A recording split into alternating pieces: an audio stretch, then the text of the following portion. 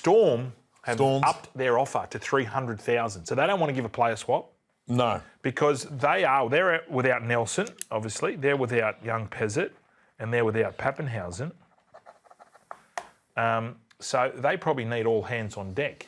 Read the $300,000 is off the Storm. Where do you sit on this? Are you? I'm happy. You're quite fair. You're quite fair. Well, I am. I look. The Lomax was granted a release. Zac Lomax was granted a release to go and join R360 or rugby union. Yep. Not to join another rugby league club.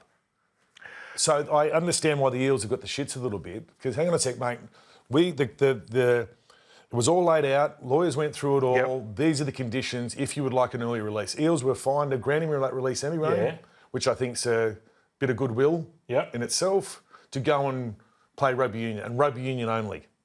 And now he's turned around. He's moved to Melbourne and wants to shack up with the Storm. Yeah, so that doesn't fly with me. So I think the Eels have done a good job in digging their heels in and saying no.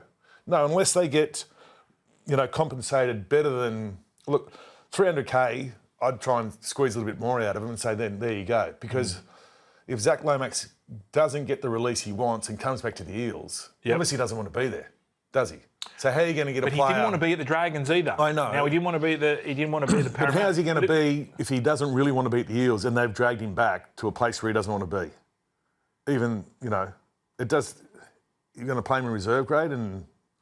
waste all that money? No, but this is why they had the clauses in there. The thing that's going to worry me is if it goes to the Supreme Court and they say in favour of Lomax, then what's the point of having contracts? Because we'll look at them anyway. Now there'll be a precedent and now players want to get out. I'm done now. I've got 3 years left on a deal, but I want out now.